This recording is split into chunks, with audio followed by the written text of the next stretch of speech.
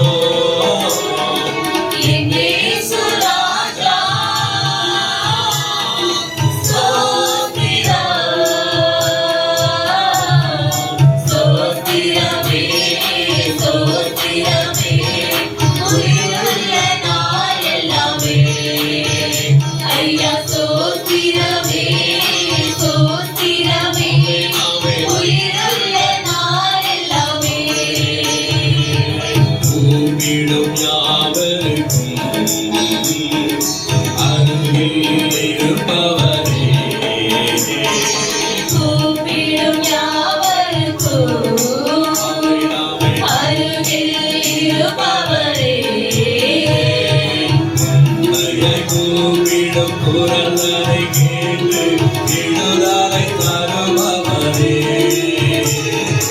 உண்மையாய் கூப்பிடும் குரலை கேட்டு விடுதலை தருபவரே, இயேசு ராஜா ஸ்தோத்திரம்.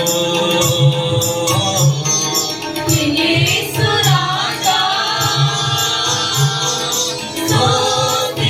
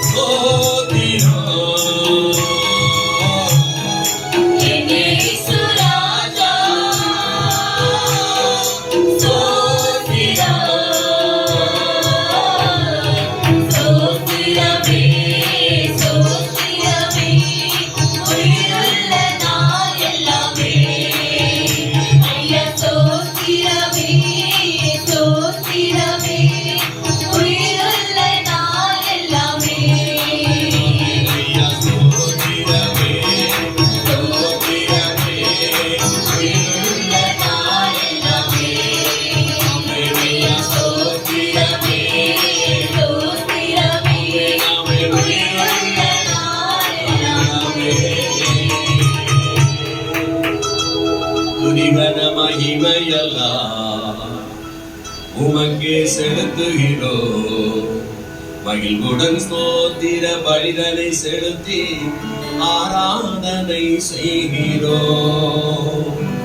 மகிழ்வுடன் ஸ்தோத்திர பலிதனை செலுத்தி ஆராதனை செய்கிறோம். எல்லா கனத்திற்கும் எல்லா துதிக்கும் மகிமைக்கும் பாத்திரராகி கர்த்தாவே, உமக்கே நாங்கள் உம்மை துதித்து உமையே நாங்கள் உயர்த்தி மகிமைப்படுத்துகிறோம். என் மகிமைப்படுவீராக. உமக்கு நன்றி கர்த்தாவே.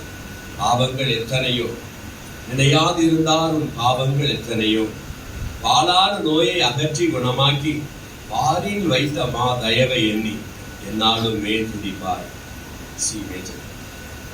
என் ஆத்துமாவே நீ என்னாலும் மேல் துதிப்பாய். இந்நாள் வரையிலே உன்னதமானவர் செய்த எண்ணில்லாத நன்மைகள் யாவும் மறவாது.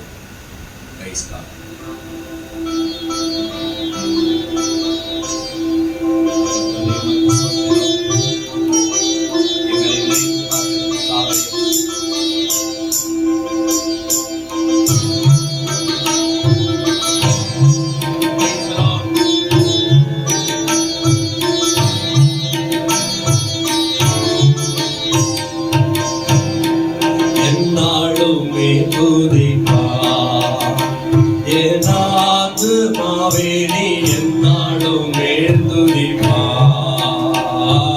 என்னாலுமே துதிப்பா என் ஆத்துமாவே நீ என்னாலுமே துதிப்பா.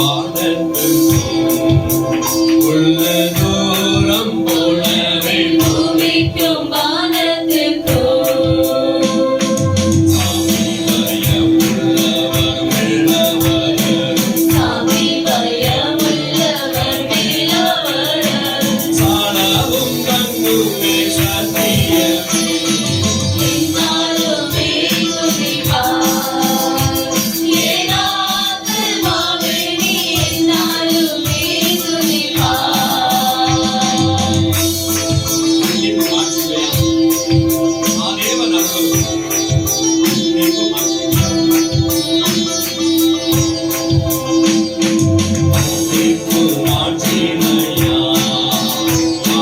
மாதேவனருளும் மன்னிப்பு மாட்சிமையா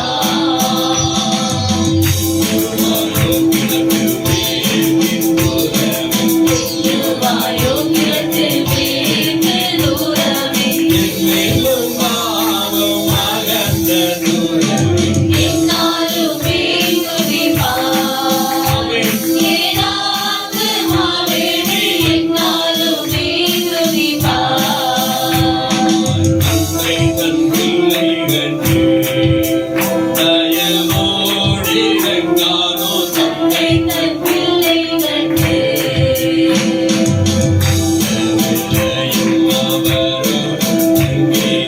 இந்த வேளையும் அவரோடு தங்கினார் சொந்தம் பாராட்டியே ஜோதி சுமப்பாய் என்னாலுமே துதிப்பாய் ஏனாத்து மாவேணி என்னாலுமே துதிப்பாய்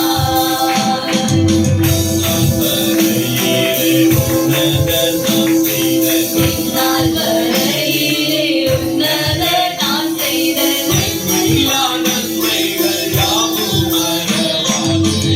என்னாலுமே துதிப்பாய் ஏனாத்து மாவேணி என்னாலுமே துதிப்பாய்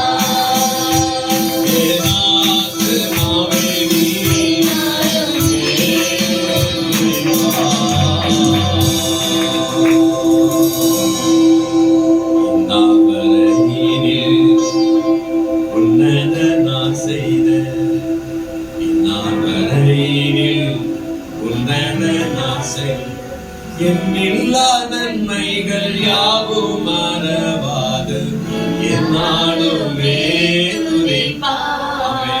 தாவீது சொல்லுகிறார், கர்த்தரை காலத்தில் அவர் ஸ்தோத்தரிப்பேன், அவர் ஸ்துதி எப்போதும் என் நாவில் இருக்கும் என்று சொல்கிறார். அவன் துதியாலே அவர் நாமத்தை இன்னும் மகிமைப்படுத்தி அருளார் நாமம் அதை ஒருமனமாய் உருகி தொழுகின்ற நேரமெல்லாம் அவர் எழுவார் அருகில்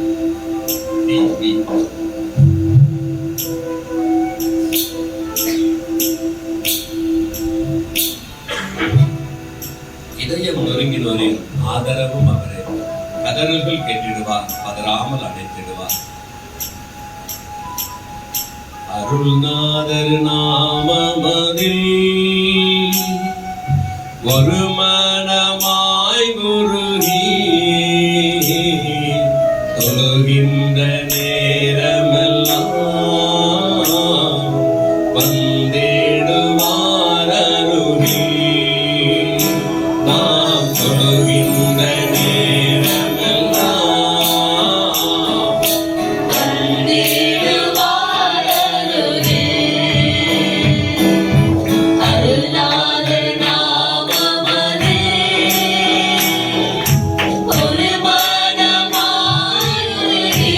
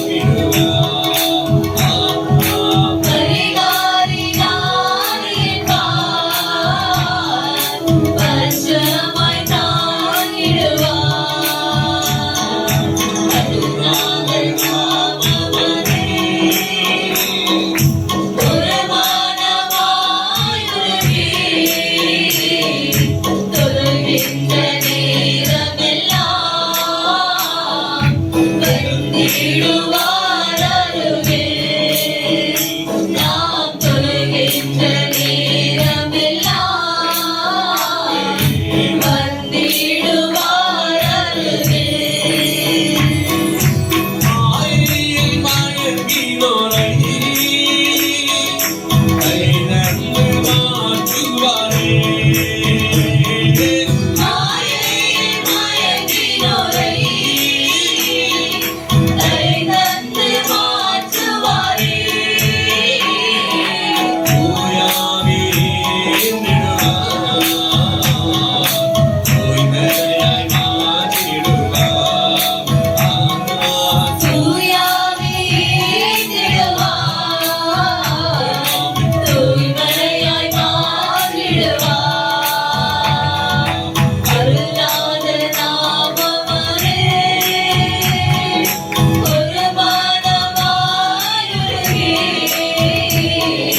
தொழுகின்ற நேரமெல்லாம் வந்திடுவார் அருகே. நான் தொழுகின்ற நேரமெல்லாம் வந்திடுவார் அருகே.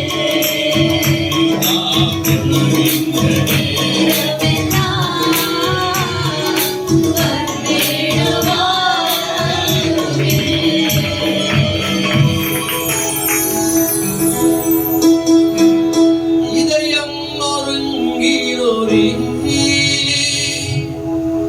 ஆதரவும் அவரே.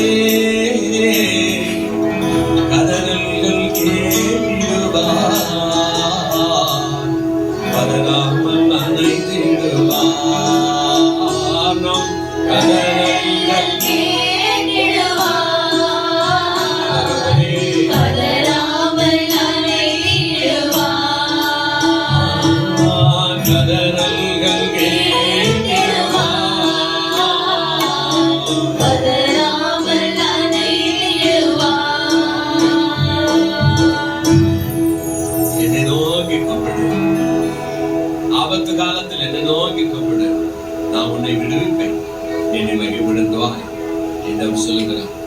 இதயம் நொறுங்கினவர்களை காயம் கட்டுகிறவர், காயத்தை ஆற்றுகிற தேவன். ஆமென். கூப்பிடுகிற யாவருக்கும், உதவியற்ற சிறுமையானவர்களுக்கு தாம் உதவி செய்ய வல்லவராய் இருக்கிறவரே, உமக்கு சோத்திரம் ஆண்டவரே. நன்றிகளை எடுக்கிறோம் அப்பா. ஆமென். உயிரோடு உயிரானிரே, எந்த மனதாலும் நினைவானிரே, எந்த தானும் நினைவானிரே. உயிரோடு உயிரானிரே, எந்தன் மனதாலும் நிறைவானிரே, எந்தன் மனதாலும் நிறைவானிரே. சிந்தைக்கு விருந்தானிரே, எந்த நோய் நீக்கும் மருந்தானிரே. சிந்தைக்கு விருந்தானிரே, எந்தன் நோய் தீர்க்கும் மருந்தானிரே, எந்தன் நோய் தீர்க்கும் மருந்தானிரே, எந்தன் நோய் தீர்க்கும் மருந்தானிரே. உயிரோடு உயிரானிரே, எந்தன் மனதாலும் நிறைவானிரே, எந்தன் மனதாலும் நிறைவானிரே. இந்த பூமியிலே நானோ பரதேசி, உங்கள் மெய்யான வார்த்தைகளால் உயிர் வாழ்கிறேன். இந்த பூமியிலே நானோ பரதேசி, உந்தன் மெய்யான வார்த்தைகளால் உயிர் வாழ்கிறேன். வழி சத்தியம் ஜீவன் நீரே, என் வாழ்க்கைக்கு ஒளியானீரே. வழி சத்தியம் ஜீவன் நீரே, எங்கள் வாழ்க்கை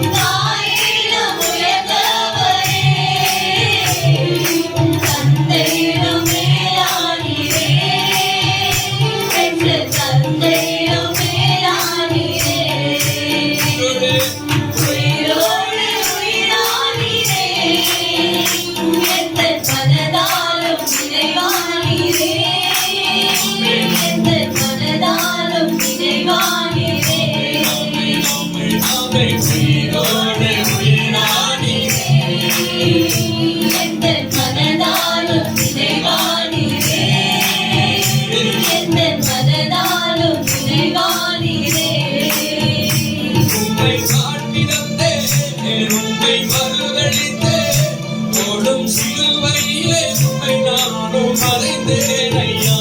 உம்மை காட்டி தந்தேன், உம்மை மறுதலித்தேன். தோளும் சிலுவையிலே உம்மை நானும் மறைந்தேன் ஐயா. ஆனாலும் மறைந்தேன் ஐயா. அன்போடு அணைத்தேன் ஐயா. ஆனாலும் மறைந்தீர் ஐயா. மார்போடு அணைத்தீர் ஐயா. மார்போடு அணைத்தீர் ஐயா. உயிரோடு உயிரானீரே, எந்தன் மனதாலும் நிறைவானீரே. எந்தன் மனதாலும் நிறைவானீரே. உயிரோடு உயிரானீரே. எந்தன் மனதாலும் நிறைவானீரே. எந்தன் மனதாலும் நிறைவானீரே. சிந்தைக்கு விருந்தானீரே. எந்தன் நோய் தீர்க்கும் மருந்தானீரே. சிந்தைக்கு விருந்தானீரே. எந்தன் நோய் தீர்க்கும் மருந்தானீரே. எந்தன் நோய் தீர்க்கும் மருந்தானீரே. எந்தன் நோய் தீர்க்கும் மருந்தானீரே. உயிரோடு உயிரானீரே. எந்தன் மனதாலும் நிறைவானீரே. எந்தன் மனதாலும் நிறைவானீரே. மனதாலும் நிறைவானீரே. எந்தன் மனதாலும் நிறைவானீரே.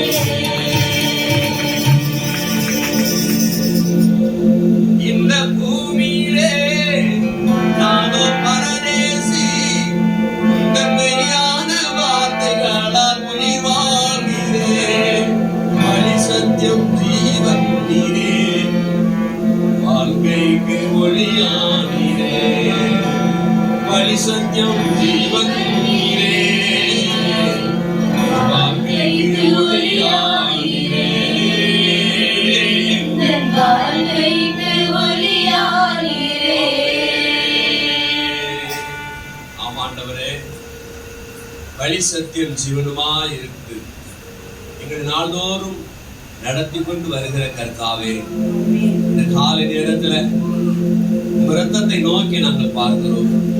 சிலுவையிலே சிந்தின ரத்தம் எங்கள் சகல பாவங்களை நீக்கி சுத்திகரிக்க போதுமானது என்று விசுவாசித்தோம். உம் சமூகத்தை ஆண்டவரே நாங்கள் சோத்திர பலிகளோடு அலங்கரித்து அந்த ரத்தம் ஜெயம் ரத்தம் ஜெயம் என்று சொல்லி ஆர்ப்பரித்து உம்மை ஆராதிக்கிறோம். ஈ மைனர் காட்டு இரத்தத்தினாலே கழுவப்பட்டேன், பரிசுத்தமாக்கப்பட்டேன், மீட்கப்பட்டேன் திரு ரத்தத்தால் அலகையின் பிடியில் நின்று. இரத்தத்தினாலே கழுவப்பட்டேன், பரிசுத்தமாக்கப்பட்டேன். இரத்தத்தினாலே கழுவப்பட்டேன், பரிசுத்தமாக்கப்பட்டேன், மீட்கப்பட்டேன். திரு ரத்தத்தால் அலகையின் பிடியில் நின்று. மீட்கப்பட்டேன். மீட்கப்பட்டேன், திரு ரத்தத்தால் அலகையின் பிடியில் நின்று. ரத்தம் ஜெயம், ரத்தம் ஜெயம், இயேசு கிறிஸ்துவின் ரத்தம் ஜெயம். ரத்தம் ஜெயம், ரத்தம் ஜெயம், இயேசுவின் புனித ரத்தம் ஜெயம். ரத்தத்தினாலே கழுவப்பட்டேன், பரிசுத்தமாக்கப்பட்டேன். அருமளவும் ரத்தத்தினாலே கழுவப்பட்டேன், பரிசுத்தமாக்கப்பட்டேன். அழைத்தவரே என்னை ஏற்றுக்கொண்டார், சிந்தப்பட்ட திரு ரத்தத்தால். படைத்தவரே என்னை ஏற்றுக்கொண்டார், சிந்தப்பட்ட திரு ரத்தத்தால். பாவம் செய்யாத ஒரு மகனை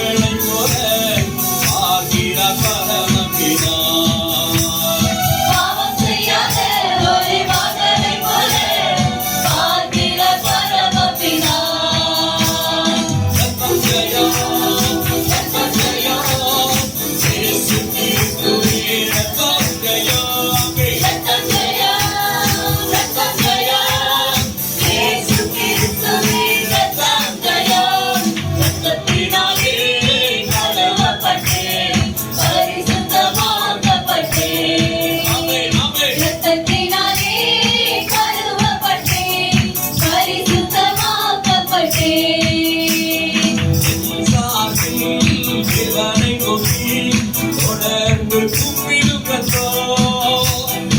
என் சார்பில் தேவனை நோக்கி தொடர்ந்து கூப்பிடும் கர்த்தர். அருள் நிறைந்த ஏழை அரியணையை துணிவிட நடுவில் செல்வோம்.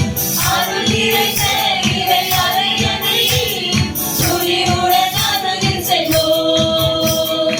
கர்த்தர் ஜெயம், ரத்தம் ஜெயம், இயேசு கிறிஸ்துவே ரத்தம் ஜெயமே. கர்த்தர் ஜெயம், கர்த்தர் ஜெயம், இயேசு கிறிஸ்துவின் ரத்தம் ஜெயம். ரத்தத்தினாலே கழுவப்பட்டேன். பரிசுத்தமாக்கப்பட்டேன். ரத்தத்தினாலே கழுவப்பட்டேன். பரிசுத்தமாக்கப்பட்டேன். போர்க்கவசம் என் தலைக்கவசம், இயேசுவின் இரத்தமே. போர்க்கவசம் என் தலைக்கவசம், இயேசுவின் திருரத்தமே. ஆவியோ மனதாறு கிடைக்க முடியாது. எந்த ஆவியோ மனதாது நினைக்க முடியாது. ரத்தம் ஜெயம், ரத்தம் ஜெயம், இயேசு கிறிஸ்துவின் ரத்தம் ஜெயம். ரத்தம் ஜெயம், ரத்தம் ஜெயம், இயேசு கிறிஸ்துவின் ரத்தம் ஜெயம். ரத்தத்தினாலே கழுவப்பட்டேன், பரிசுத்தமாக்கப்பட்டேன். ரத்தத்தினாலே கழுவப்பட்டேன், பரிசுத்தமாக்கப்பட்டேன். சுத்திகரிக்கும் தூய்மையாக்கும் நாளெல்லாம் தினமும் சுத்திகரிக்கும், தூய்மையாக்கும், வாழ்நாளெல்லாம் தினமும். நன்மையான காரியங்கள் நமக்காய் பரிந்து பேசும். நன்மையான காரியங்கள் நமக்காய் பரிந்து பேசும். ரத்தம் ஜெயம், ரத்தம் ஜெயம், இயேசு கிறிஸ்துவின் ரத்தம் ஜெயம். ரத்தம் ஜெயம், ரத்தம் ஜெயம், இயேசு கிறிஸ்துவின் ரத்தம் ஜெயம். ரத்தத்தினாலே கழுவப்பட்டேன், பரிசுத்தமாக்கப்பட்டேன். ரத்தத்தினாலே கழுவப்பட்டேன், பரிசுத்தமாக்கப்பட்டேன். நீக்கப்பட்டேன் திருரத்தத்தால் அலைகளில் பிரியனில் மீட்கப்பட்டேன், திருரத்தத்தால் அலைகளில் பிரியனில். ரத்தம் ஜெயம், ரத்தம் ஜெயம், இயேசு கிறிஸ்துவின் ரத்தம் ஜெயம். ரத்தம் ஜெயம், ரத்தம் ஜெயம், இயேசு கிறிஸ்துவின் ரத்தம்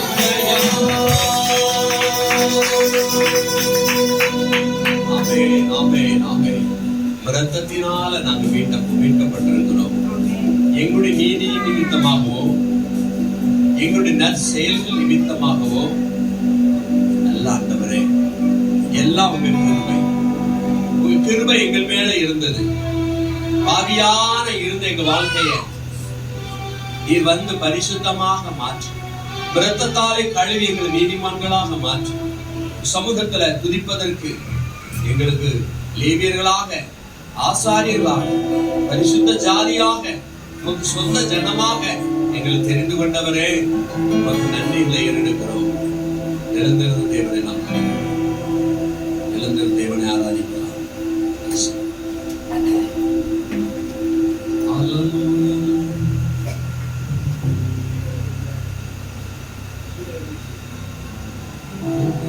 Jesus, hallelujah.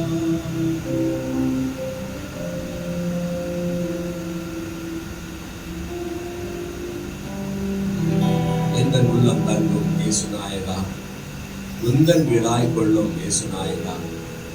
இயேசு நாயகா, இயேசு நாயகா, உந்தன் வீடாய் கொள்ளும் இயேசு நாயகா என்று சொல்லி F major 3 and 4 feet. Thank you, Jesus.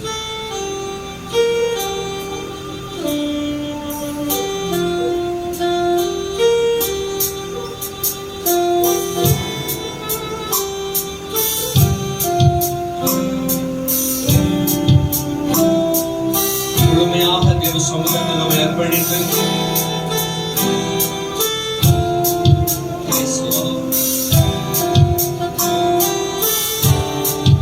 ஆவியானவரே மகிமை உண்டாகட்டும்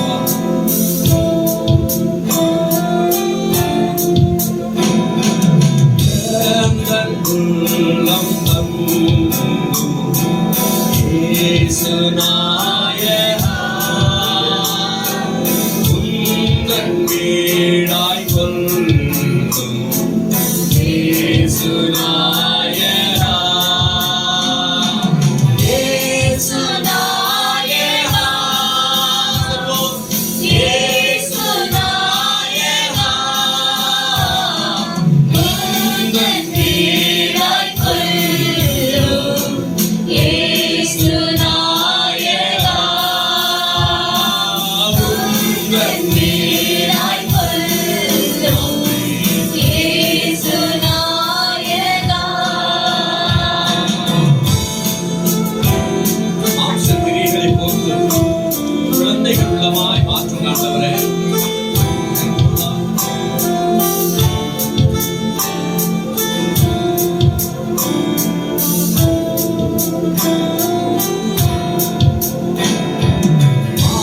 மாம்சக்கிரியை போற்றும் இயேசு நாயகா குழந்தை உள்ளமாக்கும் இயேசு நாயகா மாம்சக்கிரியை போக்கும் இயேசு நாயகா குழந்தை உள்ளமாக்கும் இயேசு நாயகா இயேசு நாயகா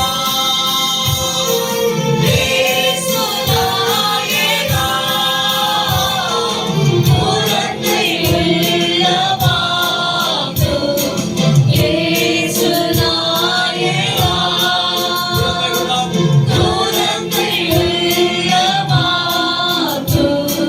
இயேசு நாயகா திரும்ப விழாது எங்களை பாதுகாத்து திருவை இழந்து போகாமல் எங்களை நடத்துகப்பா. எந்த பாதையில் எந்த இச்சையில் விழுந்தாத எங்களை காத்து தகப்பனே.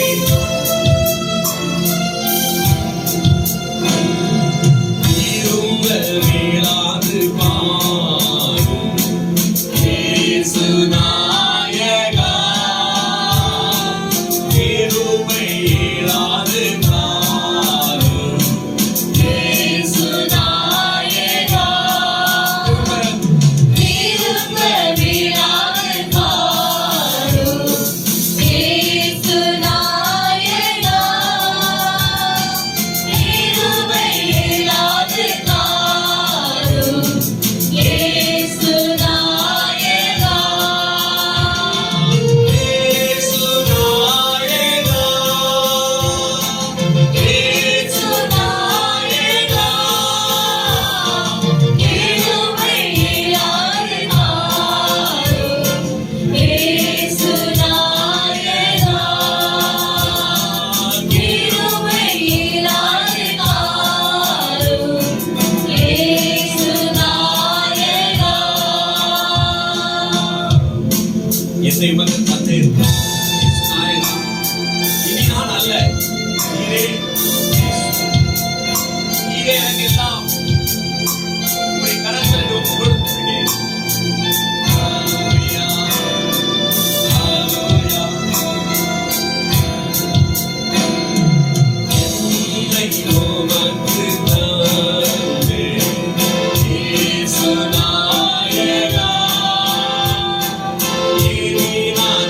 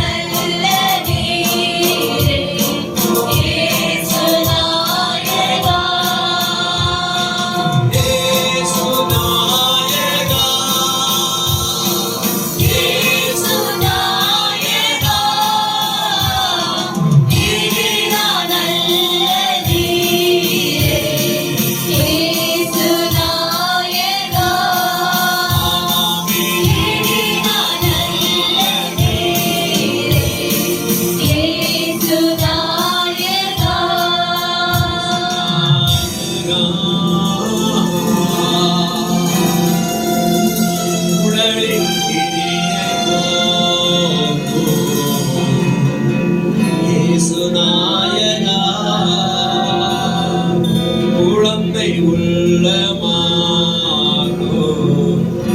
இயேசு நாயகா இயேசு நாயகா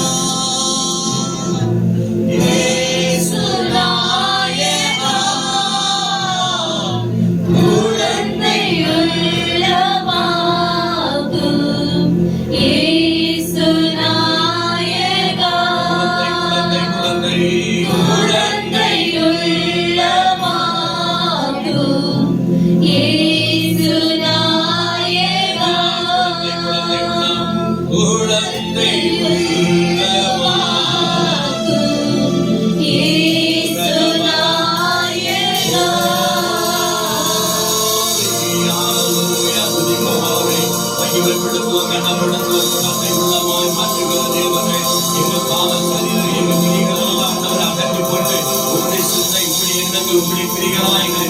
தேவனே உமக்கு ஸ்தோத்திரம் ஹல்லேலூயா வாழ்வே வழியே வாழ்த்துகிறோம் உம்மை வணங்குகிறோம். Image. Yes, Lord.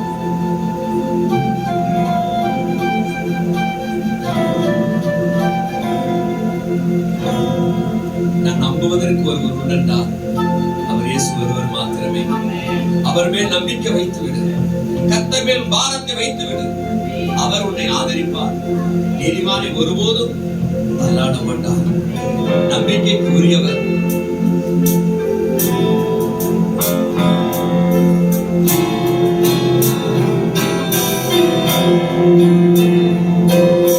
நம்பத்தக்க தகப்பனே, உம்மைத்தானே நம்பியுள்ளேன். நம்பத்தக்க தகப்பனே, உம்மைத்தானே நம்பியுள்ளேன். உம்மைத்தானே நம்பியுள்ளேன். நம்பத்தக்க தகப்பனே, உம்மைத்தானே நம்பியுள்ளேன். எல்லாரும் ஒப்பு கொடுத்து நம்பத்தக்க தகப்பனே, வாழ்வே வழியே வாழ்த்துகிறோம் உம்மை வணங்குகிறோம். வாழ்வே வழியே வாழ்த்துகிறோம் உம்மை வணங்குகிறோம்.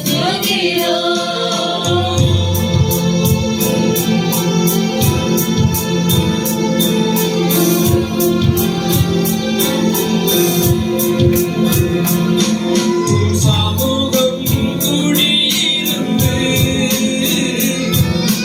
சத்தியத்தை உணவாக்கினே. சமூகம் குடியிருந்து சத்தியத்தை உணவாக்கினே. வசனம் தியானம் செய்தே. வசனம் தியானம் செய்து வார்த்தையால் வாழ்கிறேன். வார்த்தையால் வாழ்கிறேன். வாழ்வே வாழ்வே வழியே வாழ்த்துகிறோம் உம்மை வணங்குகிறோம். வாழ்வே வழியே வாழ்த்துகிறோம் உம்மை வணங்குகிறோம்.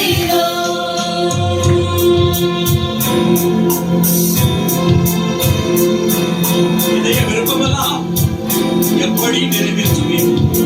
இயேசுவே, இதய வாஞ்சிகளை நிறைவேற்றுகிற கர்த்தாவே,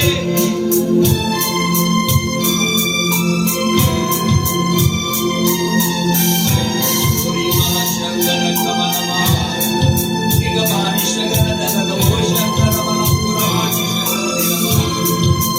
ஆவியானவரே,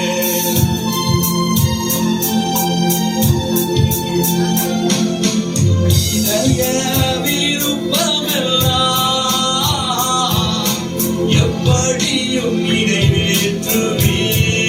விசுவாசத்தோடு இதய விருப்பமெல்லாம்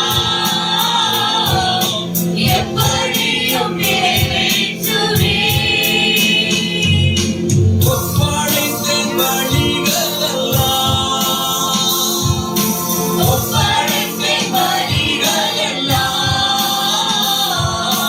உம்மையே சார்ந்து கொண்டேன். உம்மையே சார்ந்து கொண்டேன். ஆமென். வாழ்வே வழியே வாழ்த்துகிறோம், உம்மை வணங்குகிறோம். வாழ்வே வழியே வாழ்த்துகிறோம், உம்மை வணங்குகிறோம்.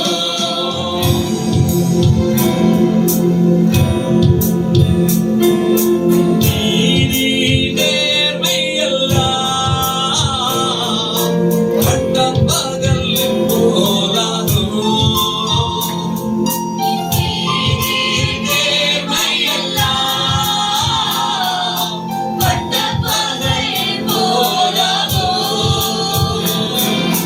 நீர் எனக்குள் இருப்பதனால் இயேசுவே, நீர் எனக்குள் இருப்பதனால் எல்லாம் செய்து முடிப்பேன். எல்லாம் செய்து முடிப்பேன்.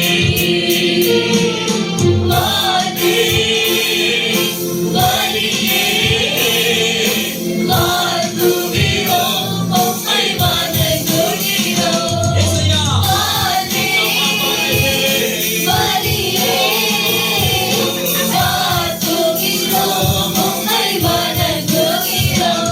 வாழ்வே வாழ்வே வழியே வாழ்த்துகிறோம், உம்மை வணங்குகிறோம்.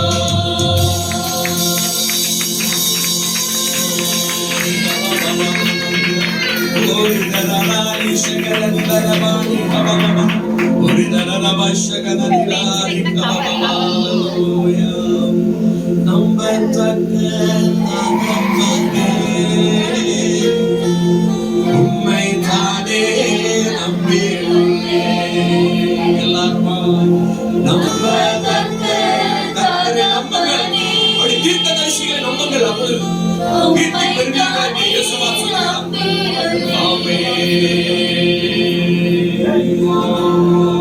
உம்மை தானே நம்பத்தக்க தகப்பனே, உம்மை தானே நம்பத்தக்க தகப்பனே, உம்மை தானே நம்பி உள்ளேன். நம்பத்தக்க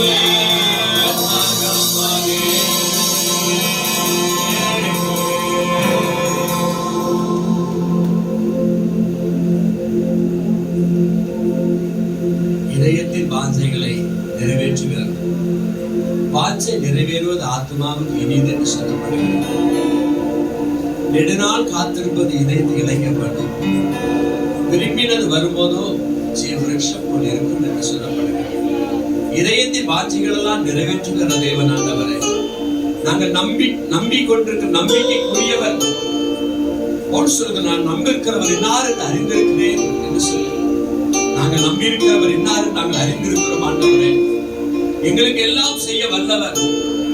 சமூகத்தில் எங்களை ஒப்புக்கொண்டிருக்கிறோம். பாதத்தில் நாங்கள் அர்ப்பணித்து ஆராதனை பரிசுத்த ஆவியானவரே, என் முதலை கொண்டு வருபவர் நீ. பெந்தைக்கோஸ்து நாளில் இறங்கின பரிசுத்த ஆவியானவர் இந்த காலை நேரத்தில் ஆண்டவரே, என் வீட்டு அறையில் இறங்கின ஆவியானவரே, வீட்டில் இறங்கி ஒருவரை நிரப்புனப்பா. அல்லேலூயா.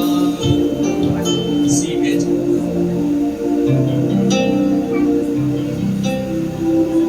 எழுப்புதல கொண்டு வாங்க பரிசுத்த ஆவியே,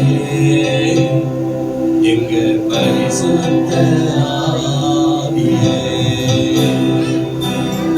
எழுப்புதலை கொண்டு வாங்க பரிசுத்த ஆவியே. எங்க பரிசுத்த ஆவியே. சொல்லலாமே. எழுப்புதலை கொண்டு வாங்க பரிசுத்த ஆவியே. எங்க பரிசுத்த ஆவியே. உமது ஜனங்கள் உம்மிலே மகிழ்ந்திருக்க வேண்டுமையா.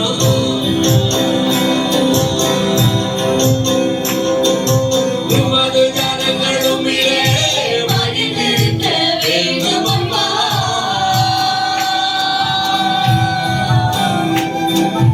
ஒவ்வொரு நாளும் உயிர் பெற்று உமக்காக வாழும்பா. ஒவ்வொரு நாளும் உயிர் பெற்று உமக்காக வாழணும்பா. உமக்காக வாழணும்பா. உமக்காக வாழணும்பா. எழுப்புதலை கொண்டு வாங்க பரிசுத்த ஆவியே. ஆமென். எங்க பரிசுத்த ஆவியே. எழுப்புதலை கொண்டு வாங்க பரிசுத்த ஆவியே. எங்க பரிசுத்த ஆவியே. பாரத தேச எல்லைகளிலே இருள்களெல்லாம் நீங்கணுமே.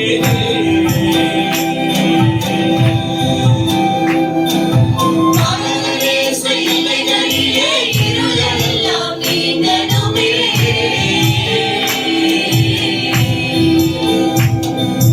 பரிசுத்த இயேசுவே உங்க நாமம் உயரணுமே.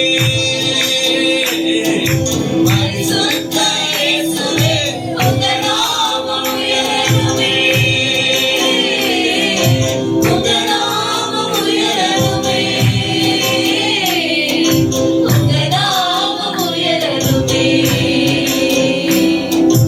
எழுப்புதலை கொண்டு வாங்க. பரிசுத்த ஆவியே. எங்க பரிசுத்த ஆவியே. அல்லேலூயா. எழுப்புதலை கொண்டு வாங்க பரிசுத்த ஆவியே. எங்க பரிசுத்த ஆவியே. நதியளவு கண்ணீர் விட்டு கதறி நாங்க ஜெபிக்கணுமே.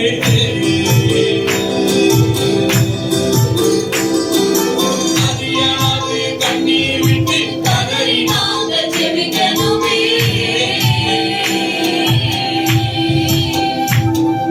விசுவாச ஜெப ஆவி எங்க மேல ஊற்றிடுமே. விசுவாச ஜெப ஆவி எங்க மேல ஊற்றிடுமே. எங்க மேல ஊற்றிடுமே. எங்க மேல ஊற்றிடுமே. எங்க மேல ஊற்றிடுமே. எங்க மேல ஊற்றிடுமே. எழுப்புதலை கொண்டு வாங்க பரிசுத்த ஆவியே. எங்க பரிசுத்த ஆவியே. அல்லேலூயா. எழுப்புதலை கொண்டு வாங்க பரிசுத்த ஆவியே. எங்க பரிசுத்த ஆவியே. மேல் வீட்டு அறையிலே அபிஷேகத்தை ஊற்றினீரே.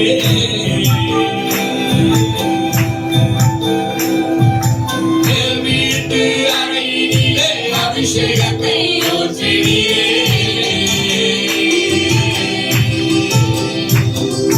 மாம்சமான அவர் மீதும் உங்க ஆவி ஊற்றிடுமே. மாம்சமான அவர் மேலும் உங்க ஆவி ஊற்றிடுமே.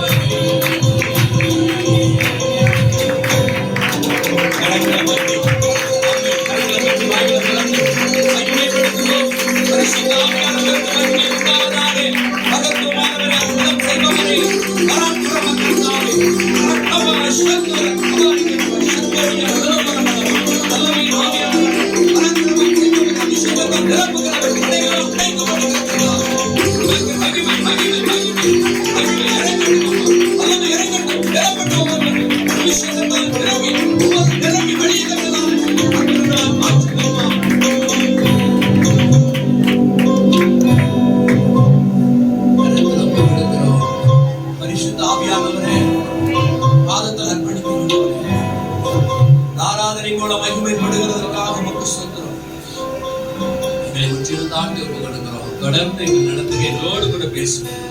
மீட்பர் இயேசுவின் நாமத்தில் பிதாவே, ஆமென், ஆமென். கர்த்தருடைய நாமத்துக்கு மகிமை உண்டாவதாக. परमेश्वर के नाम की महिमा हो।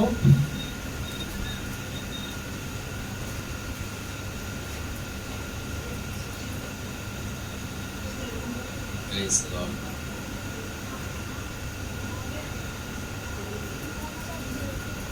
ஆண்டவர் நம்மோடு கூட பேசுவதற்கு நம்ம ஒரு நிமிஷம் கண்களை மூடி நம்ம தாழ்த்தி வந்து கொடுப்போம்.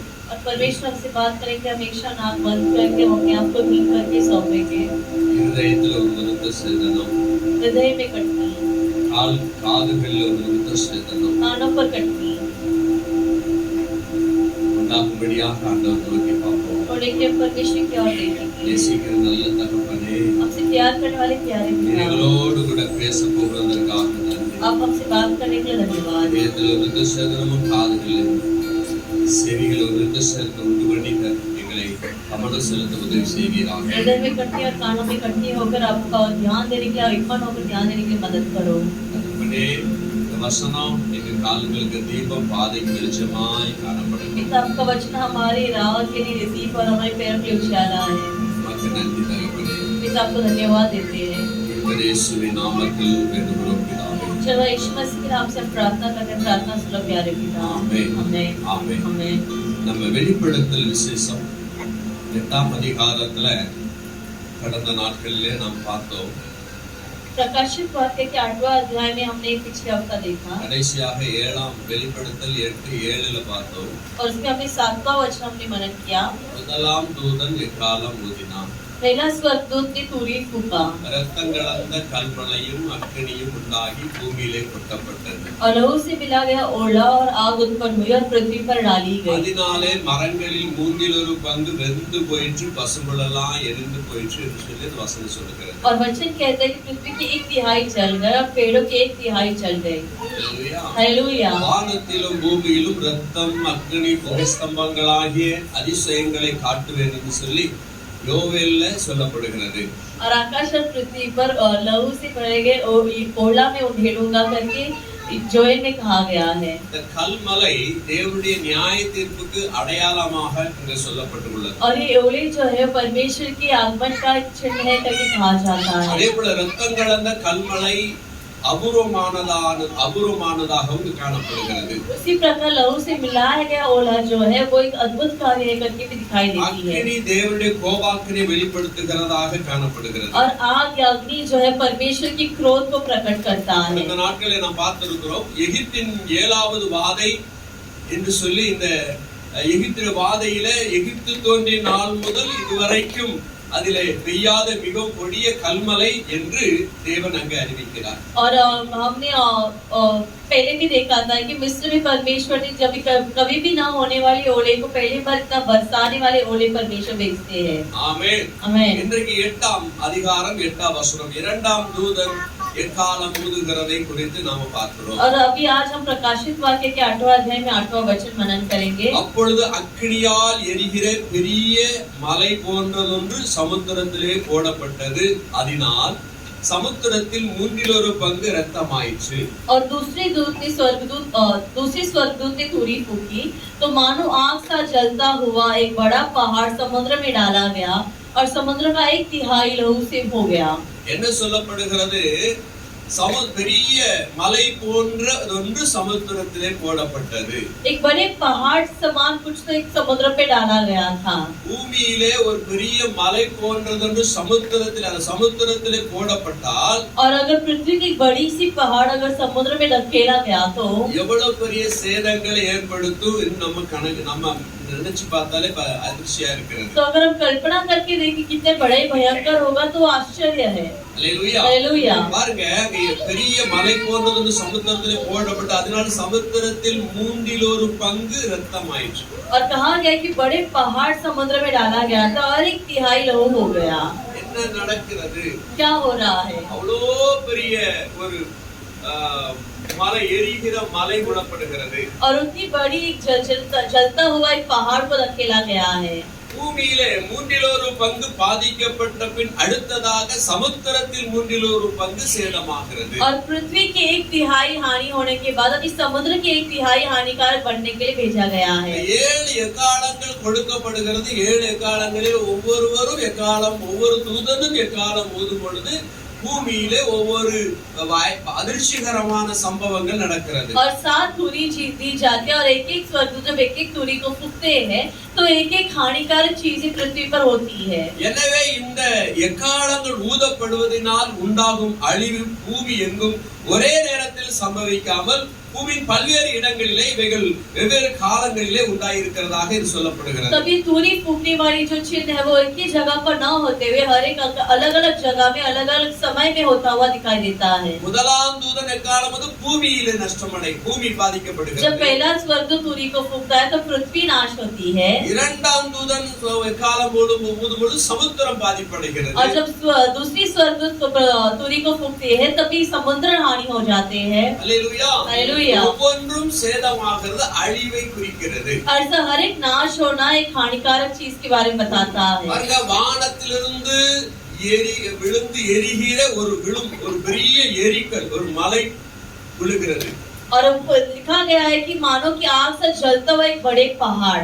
இன்றைக்கு உள்ள சூழ்நிலைகளிலே இந்நாட்களிலே அதிகமான விண்கலங்கள் விண்வெளிகளிலே ஏவப்பட்டிருக்கிறது. और आज के युग में बहुत सारे सैटेलाइट भेजा गया है. சேட்டலைட் மாத்திரமல்ல, अनेक நாடுகள் தங்களுடைய ராக்கெட்டுகளை ஏவி விஞ்ஞான ஆராய்ச்சிக்காக செய்து கொண்டே இருக்கிறாங்க. और विज्ञान की बढ़ती के लिए बहुत सारे लोग जो सैटेलाइट और बहुत सारे देश अपने रॉकेट्स भेज रहे हैं. இதெல்லாம் அங்க சுத்திக்கிட்டே இருக்கிறது. और ये सब वहाँ घूमता ही रहता है. அந்த அதுல ரொம்ப எக்ஸ்பைரி டேட் முடிஞ்சும் கூட, அதாவது காலம் முடிஞ்சிருச்சு, ஆனாலும் அவைகள் அங்க சுத்திக்கிட்டே இருக்கிறதாம். और उसमें समय बीतते हुए भी वो उधर ही अंतरिक्ष में घूमता रहता है. விண்வெளி குப்பைகள் நிறைந்த இடமா மாறிக்கிட்டு இருக்கிறது. और वो अंतरिक्ष में भरा हुआ एक कचरे के समान भर रहा है. हालेलुया. வானங்களிலே ஏறி சிங்காசனங்களை வைக்க விருப்பப்படுகிறான் மனுஷன். और आकाश में चढ़कर उधर वो ऊपर स्वर्ग में सिंहासन बनाना चाहता है मनुष्य. வீடு கட்டுவதற்கு பிரயாசப்படுகிறான். और वो वहाँ ऊपर स्थान में अपना घर बनाना चाहता है. ஆனா வேதம் சொல்லுது பூமியே மனுஷனுக்கு கொடுத்தாரு. लेकिन वचन कहता है कि परमेश्वर मनुष्य को रहने का स्थान से केवल पृथ्वी दिए है. இங்கதான் எல்லா சூழ்நிலைகளையும் தேவன் வைத்திருக்கிறார். और यहाँ ही सारे वातावरण परमेश्वर सही रखे हैं. இங்கே வாழ முடியாம அங்க போய் வாழணும்னு சொல்லி ஆசைப்பட்டான்னு சொன்னா, और अगर यहाँ न रहते उधर जाके रहने की अगर वो आशा रखे तो கர்த்தருடைய திட்டத்துக்கு ஏற்குமாறா நடக்க விருப்பப்படுறான். तो परमेश्वर की इच्छा के विरुद्ध क्रिया करने की सोच रहा है. ஆனா ஆண்டவர் தள்ளி போடுவேங்கிறார். इसे परमेश्वर कहता है कि मैं इसे धकेल दूंगा.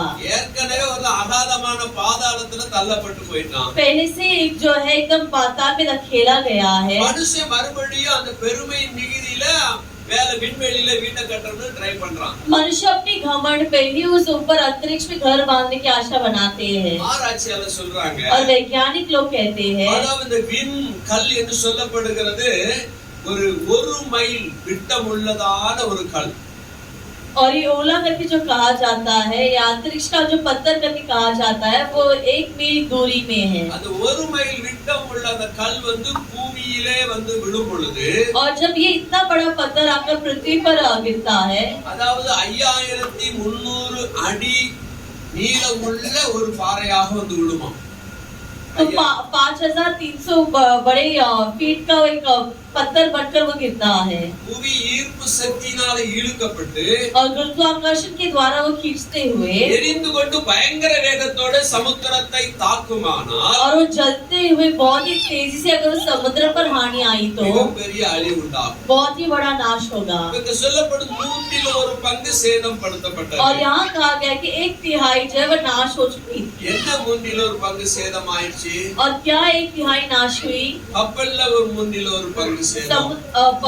जहाजों में 1/3 नाश हो गई. கடல்ல சஞ்சரிக்கிறவைகள 1/3 பங்கு சேதம். और समुद्र में रहने वाले में से 1/3 नाश हो चुकी थी. அவ்வளோ பெரிய கல் பூமியில விழுமானால், और उतनी बड़ी उल्का अगर पृथ्वी पर गिरा तो அது எந்த இடத்துல விழுகிறதோ जिस जगह पर जा गिरेगा கடல் உடனே கொந்தளிக்கும். तो समुद्र जो उबलने लगेगा விழுந்த வேகத்துல और जिस तेजी से रफ्तार से वो गिरता है தண்ணி அலைகள் வேகமா வெளியே அடிக்கும். समुद्र की लहरें बहुत ही तेजी से बाहर की तरफ आएगी 10 கிலோமீட்டர், அது கடலுக்கு அடியிலே 10 கிலோமீட்டருக்கு கீழே பூமியிலே ஒரு பூகம்பம் ஏற்பட்டா மேல சுனாமி வருது. और समुद्र के 10 किलोमीटर नीचे पर अगर कुछ चीजें हुई तो ही सुनामी ऊपर आती है. 2004 தானே அந்த நாள், 2004 நாட்கள்ல சுனாமி வந்துச்சு, பயங்கர அழிவை ஏற்படுத்துச்சு. 2004 में जब सुनामी आई तो बहुत सारा हानि हुई थी. பூமியின் தட்டு, அதாவது கடலுக்கு அடியிலே இருக்கிற பூமியின் தட்டுகள் ஒன்றோடு ஒன்று உரசினதன்படினால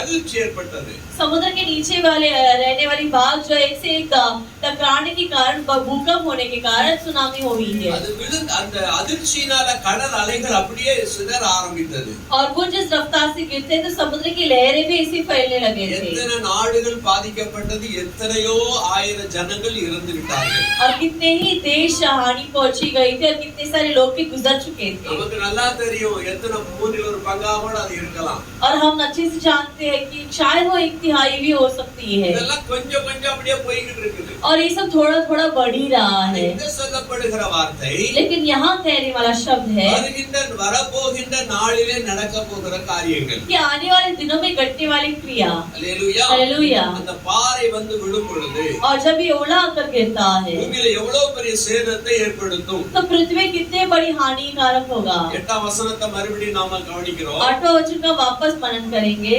இரண்டாம் தூதன் எக்காலம் ஊதினான், और दूसरी स्वर्गदूत ने तुरी फूका. அந்த அக்கினியால் எரிகிற பெரிய மலை போன்றதொன்று சமுத்திரத்திலே போடப்பட்டது. तो मानो आग सा जलता हुआ एक बड़े पहाड़ समुद्र में डाला गया. அதனால சமுத்திரத்தில் 1/3 ரத்தமாயிற்று. और समुद्र का 1/3 लहू हो गया. ஆழங்களிலே பயங்கரமான பயங்கரமான மீன்கள், பெரிய பெரிய திமிங்கலம் போன்றதான பெரிய பெரிய மீன்கள் ஆழத்துல இருக்கிறது. और समुद्र की गहराई में बहुत बड़े बड़े मछलियां होते हैं. அவைகள் தாக்கப்படக்கூடும். और वो उनको हानि पहुंची होगी. அல்லேலூயா. हालेलुया. ஏற்கனவே எரிஞ்சுக்கிட்டே விடுது. और एक तो वो जलता हुआ ही गिर रहा है. தண்ணீர்னால, அந்த சூடு தண்ணீர்னால அநேக மீன்கள் இறக்க நேரிடுகிறது. और उस गर्म आग की वजह से, पानी गर्म होने की वजह से बहुत सारे मछलियां, जीव जंतु जो है वो हानि होगी. சமுத்திரத்துல மீன் பிடித்துக் கொண்டிருக்கிறவர்களுக்கும் பாதிப்பு உண்டாகப்படுகிறது. और समुद्र में जो मछुआरा खड़े हैं उन्हें भी हानि पहुंची होगी. வெள்ளங்கள் பூமியை சமபரப்பை தாக்கி அதையும் அழிக்கிறது. और पानी जो है वो सब जमीन पर पड़कर उन्हें भी हानि पहुंचाया होगा. ஒரு பெரிய அழிவுகள் ஏற்படுகிறது. और इससे बहुत ही बड़ा हानि होती है. என்ன காரணம்? क्यों और क्या है कारण? மனுஷர் மேல் கர்த்தருடைய கோபம். मनुष्य पर परमेश्वर का गुस्सा. மனுஷன் கர்த்தருக்கு விரோதமாய் பாவம் செய்தது நிமித்தம் और मनुष्य परमेश्वर के विरुद्ध पाप करने के कारण அவருடைய கோபங்கள் இப்படியாக பூமியிலே கொட்டப்படுகிறது. उनका क्रोध इस प्रकार पृथ्वी पर उंडेला जाता है. அதனால இந்த கர்த்தருடைய நியாயத்தை வெளிப்படுத்துகிறதான கற்களாக, தீக்களாக, எரிகிற பாறைகளாக இதெல்லாம் நியாயத்திற்குள்ள ஒரு கருவிகளாக காணப்படுகிறது. और परमेश्वर उसको उंडेलने के लिए पत्थरों के द्वारा और ईंटों के द्वारा, ओलों के द्वारा परमेश्वर अपने गुस्से प्रकट करते हैं. ஏசாயா புத்தகம் 57ஆம் அதிகாரம் 20ஆவது வசனம் சொல்கிறது, यशाया 57 में 20 में हम पढ़ते हैं, துன்மார்க்கரோ கொந்தளிக்கும் கடலை போல் இருப்பார்கள். परंतु दुष्ट तो लहरते समुद्र के समान है. அதாவது ஒரு வகையில மனித ஜனங்களை குறிப்பிடுகிறது. और ये एक स्थिति में मनुष्य प्रलोभों के बारे में बताते हैं. சமுத்திரம் என்று சொன்னாலே நீர்நிலைகள் நிறைந்த இடம். और समुद्र कहने पर वो एकदम बहुत सारी पानी जगह इकट्ठा होने वाली जगह है. இன்னொரு வெளிப்பாடாக மனிதர்களை குறித்து பேசுகிறார். और अगर दूसरी रीति में हम देखने जाए तो मनुष्य के बारे में उसे प्रकट करती है. துன்மார்க்கரோ கொந்தளிக்கிற கடலை போல் இருப்பார்கள் என்ற வசனத்தின்படி, और जिस प्रकार वचन कहता है कि दुष्ट तो लहरते हुए समुद्र के समान है. சமுத்திரம் என்ற வார்த்தை குழம்பி கொண்டிருக்கிற மனித இனத்தை குறிப்பிடுகிறது. और समुद्र का की जो शब्द है वो गड़बड़ में रहने वाली मनुष्य कुल के बारे में बताया जाता है. அல்லேலூயா. हालेलुया. இந்த இடத்துல சொல்லும்போது சமுத்திரத்திலிருந்து ஒரு மிருகம் எழும்பி வருவது வேதம் சொல்லுகிறது. और एक जगह पर वचनों में कहते हैं कि समुद्र से एक बड़ी प्राणी उठकर आती है. வெளிப்படுத்தல் 13ஆம் அதிகாரம் 1ஆம் வசனம் அங்க சொல்லுகிறது, प्रकाशित वाक्य के 13वां अध्याय में पहला वचन कहता है, நான் கடற்கரை மணலின் மேல் நின்றேன், அப்பொழுது சமுத்திரத்திலிருந்து மிருகம் ஏறி வர கண்டேன். அதற்கு 7 தலைகளும் 10 கொம்புகளும் இருந்தன. அதன் கொம்புகளின் மேல் 10 முடிகளும் அதன் தலையின் மேல் தூஷணமான நாமமும் இருந்தன என்று ராஜாக்களை, அதாவது ஜனங்கள் மத்தியிலிருந்து எழுப்பி வருகிற ராஜாக்களை குறித்து இங்கு சொல்லப்படுகிறது. और इस वचन में लिखा गया है कि लोगों से उठकर आने वाले राजाओं के बारे में. இதுதான் சமுத்திரத்துக்கு அடையாளப்படுத்துகிறார். और इसे परमेश्वर समुद्र से चिन्ह करते हैं. தானியேல் 7ஆம் அதிகாரம் 2-3 வசனம் சொல்கிறது.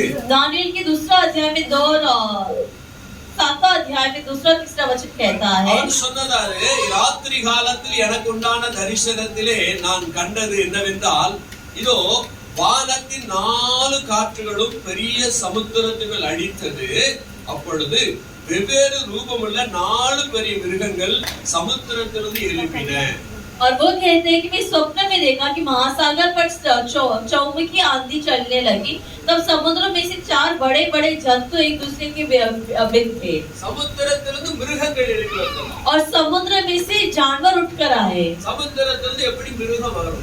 अभी समुद्र में से जंतु कैसे आ सकते हैं? அந்த சமுத்திரத்துல இருக்கிற மீன்கள் சமுத்திரத்துல வாழறதுக்கு தகுதி பெற்றது. और समुद्र में रहने वाली मछलियां समुद्र में रहने के लिए वो योग्य पाए हैं. அவை பூமியில வருவதற்கு அதுக்கு முடியாது, வாழ்வதற்கு முடியாது. और पृथ्वी में वो रहे, उस जमीन पर वो रह नहीं सकते हैं. இங்க சொல்லப்படுது மனிதர்களுக்குள்ள இருந்து, மனுஷர்களுக்குள்ள இருந்து வெளியே வருகிறாங்க மிருகத்தை குலத்தை கொண்டவர்கள். और लेकिन यहाँ कहा गया है कि भाई जानवर की तरह, जंतु की तरह प्राणी जो है वो समुद्र के भीतर में से बाहर आ रही है. வெவ்வேறு ரூபமுள்ள 4 பெரிய மிருகங்கள் வெளிப்படுகிறது. और अलग अलग रूप रहने वाले 4 बड़े बड़े प्राणियां ऐसे आती है. ஏன் சொல்றேன்னா சமுத்திரத்திலே போடப்பட்டதாக நம்ம வாசிக்கிறோம் இல்லையா? और क्यों ऐसे कह रहा है? क्योंकि वचन कहता है कि समुद्र में डाला गया था. மக்கள் மத்தியிலே போடப்படுகிறதான காரியம். और तो वो लोगों के बीच में डालने वाला कार्य है. வெளிப்படுத்தல் 18ஆம் அதிகாரம் 21ஆம் வசனம் சொல்லுகிறது. प्रकाशित वाक्य में 18वां अध्याय में 21वां वचन इस प्रकार कहता. படிங்க.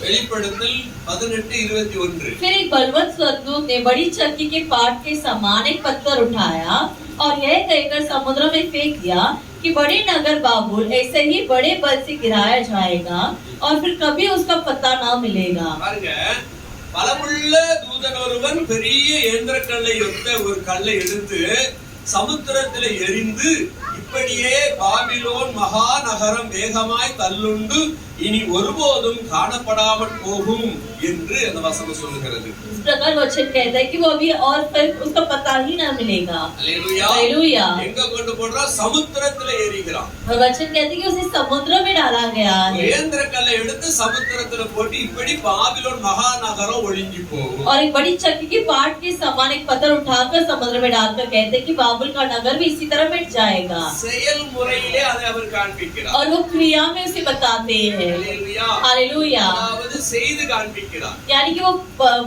क्रिया में उसे बता रहे हैं. அதாவது மலைகள் எதில் அசைக்கப்படுவதில், அதாவது அந்த மலைகள் எளிதில் அசைக்கப்படுவதில்லை என்பதினால, और पहाड़ जो एकदम आसानी से न हिलने के कारण அங்கே ஒரு அழிவுகளை, தேவ சமூகத்தில் அழிவுகளை ஏற்படுத்தப்படுகிறதாக இது तो பார்க்கப்படுகிறது. परमेश्वर की उपस्थिति में नाश होने के बारे में हम देखते हैं. ஆமென். आमेन. அல்லேலூயா. हालेलुया. இரண்டாம் எக்காலம் ஊதப்படும் போது ராஜ்யங்கள் அசைக்கப்படும் என்று சொல்லப்படுகிறது. और जब दूसरी तुरी फूकी जाती है तो राज्य जो है वो हिलने लगते हैं. எப்படி சமுத்திரத்திலே போடப்பட்டு எப்படி ஒரு கொந்தளிப்பு ஏற்படுத்துச்சோ, जिस प्रकार समुद्र में डालने के बाद एक बड़ी सी जलजलाहट होती है, ஜனங்கள் மத்தியிலே அப்படி போடப்பட்டு ஒரு கொந்தளிப்பு ஏற்படுத்தப்படும். उसी प्रकार लोगों के बीच में डालकर उधर भी जलजलाहट होती है. அதாவது ராஜ்யங்கள் அசைக்கப்படும். यानी कि राज्य जो है वो हिलने लगेंगे. அல்லேலூயா. हालेलुया. ராஜ்யங்கள் அசைக்கப்படுகிறது. राज्य हिलने लगेंगे. அந்திகிறிஸ்து ஆட்சிக்கு வரும்போது और अंतिक्रिस्त का जब राज्य आएगा 3 நாடுகளுக்கு எதிராக யுத்தம் செய்து அவைகளை மேற்கொள்ள வேண்டியது இருக்கும் என்று வேதம் சொல்கிறது. तो 3 देशों के विरुद्ध युद्ध करके उन पर वो हावी होगा करके वचन कहता है. தானியேல் புத்தகம் 7ஆம் அதிகாரம் 8வது வசனம். दानियेल के 7वां अध्याय में 8वां वचन. அல்லேலூயா. हालेलुया. அந்திகிறிஸ்து அங்க இருந்து எழும்பி வந்து 3 ராஜ்யங்களோடு யுத்தம் பண்ணுவார். ஏன்னா 10 கொம்பு இருந்தது, 3 உடைக்கப்பட்டுருச்சு. क्योंकि उसके पास 10 सिंग का 3 टूटा गया, तो अंतिक्रिस्त यहाँ से उठकर तीन राज्य के विरुद्ध वो नाश करेगा। ராஜ்யங்கள் மூன்று விலக்கி வைக்கப்படும்। अभी तीन राज्य जो उसे हटाया जाएगा। சரி, அப்ப பாருங்க, இன்னைக்கு பார்க்கிறோம், அப்பொழுது அணு ஆயுதங்களும் பயன்படுத்தப்படும்। और तभी बम जो है वो भी इस्तेमाल की जाएगी। இனி வரும் நாட்களிலே அணு ஆயுதங்களை பயன்படுத்துவாங்க। अभी आने वाले युग में बम की इस्तेमाल की जाएगी। இப்பெல்லாம் குண்டுகளை, துப்பாக்கி குண்டுகளை, ராக்கெட்டுகளை யூஸ் படுத்தி எதிரிகளை தாக்குறாங்க। और अभी सब लोग जो है बंदूक इस्तेमाल करके दुश्मन पर हमला करते हैं। ஆனா இதை விட இன்னும் பயங்கரமான அணு கதிர்களை உருவாக்கி அது மூலமாக நிறைய அழிவுகளை ஏற்படுத்த போறாங்க। लेकिन इससे भी बहुत ही हानिकारक यंत्र बनाकर उससे लोगों पर हमला करना चाहते हैं। Hallelujah, hallelujah. என்ன சொல்லப்படும்னா, கத்தியின்றி ரத்தம் இல்லை, கத்தி இல்லாம ரத்தம் இல்லாம, கத்தியோடு சண்டை போடாம ரத்தம் சிந்தாம மக்கள் சாக போறாங்க। और लोग वचन लोग कहते हैं कि बिना चाकू के बिना लहू बहाए लोग मरने वाले हैं। அது வாயுக்கள் மூலமாக அனுப்பப்படும், காற்று மூலமா அனுப்பப்படும்। और वो वायु के द्वारा भेजी जाएगी। ஆமென், आमेन। நமக்கு தெரியும், அந்த ஜப்பான் மீது அணுகுண்டு போட்டதின் பாதிப்பு இன்னை வரைக்கும் மக்கள் மத்தியிலே இருக்கிறது। और हमें पता है कि जापान में डाला गया बम का असर जो है वो आज तक भी लोगों पर दिखाई देती है। ஹிரோஷிமா, நாகசாகி என்கிற 2 இடங்களில அமெரிக்க அணுகுண்டு போட்டதுனால அன்னைக்கு பாதிக்கப்பட்ட அந்த அணுக்கதிர் வீச்சு மூலமாக இன்னைக்கு மக்கள் அதனுடைய தாக்கத்துல இருக்கிறாங்க। और उधर हिरोशिमा नागासाकी में डालने वाले बम के कारण उसके असर में आज भी लोग जो है उसका असर सह ही रहे हैं। அதனுடைய டெக்னாலஜி வளர்ந்து இனி வரப்போகிற நாட்களில் இதை விட பயங்கரமா செய்ய போறாங்க। अभी उसका यंत्र बढ़कर आने वाले युगों में उससे और भी अधिक क्रिया करने वाले हैं। ஹல்லேலூயா சொல்லாமா? ஹல்லேலூயா, ஹல்லேலூயா। அணுகுண்டு போடப்படுவதனால, और अभी इस बम डालने के कारण, அணுகுண்டு போடப்படுவதனால समुद्र में इसे बम डालने के कारण உண்டாகிற பேரலைகள் நூற்றுக்கணக்கான மைல் பரவும் என்பது நமக்கு தெரியும்। और हिलने वाली लहरें जो है वो 1000 और 100 किलोमीटर दूरी पर फैलेगी करके हमें पता है। கடந்த சில வருஷங்களுக்கு முன்னாடி ஜப்பான்ல அப்படியே இந்த சுனாமி வந்துச்சு, கப்பலெல்லாம் அடிச்சு நொறுக்கி என்னென்ன கடல்ல என்னெல்லாம் இருந்துச்சு எல்லாமே தண்ணிகள் அப்படியே அடிச்சு நொறுக்கி கொண்டு போயிடுச்சு। और हम देखें कुछ साल पहले जापान में आने वाली सुनामी के कारण उधर रहने वाली जहाज सब फूट कर बहुत सारी वो हानि पहुंचाई गई அது थी। மாத்திரமல்ல, நிலப்பகுதிகள் பயங்கரமாக சேதத்துக்குள்ளாக்கப்பட்டது। केवल यही नहीं कि जमीन पर भी बहुत सारा हानि हुई थी। இந்த சுனாமி மூலமாக அதிகமாக பாதிக்கப்படக்கூடிய நாடு, அடிக்கடி பாதிக்கப்படக்கூடிய நாடு என்றாலும் சொன்னா ஜப்பான் தான் அதிகமா பாதிக்கப்படுகிறது। और सुनामी के कारण बहुत सारा हानि पहुंचने वाले देश अगर देखा जाए तो जापान ही आता है। அங்க பயங்கரமான அழிவுகளை ஏற்படுத்துறது। और उधर बहुत सारा हानि होती है। கடல்ல இருக்கிற கப்பல்கள் எல்லாம் அப்படியே அழியுது। समुद्र में रहने वाली जहाज नाश हो जाते हैं। எவ்வளவு பணத்தை கொடுத்து அதை பண்ணிருப்பாங்க। और कितने पैसे देकर उसे बनाए होंगे। சரி, நம்ம இரண்டாவதாக பார்க்கிறோம், और दूसरा हम देखते हैं வெளிப்படுத்தல் 8:9 பார்க்கிறோம், प्रकाशित वाक्य 8वां अध्याय में 9वां वचन हम देखते हैं। சமுத்திரத்திலிருந்த ஜீவனுள்ள சிருஷ்டிகளில் 1/3 பங்கு செத்து போகிறத பார்க்கிறோம்। समुद्र में 1/3 सृजी हुई वस्तु की सजीव थी और मर गए। அல்லேலூயா।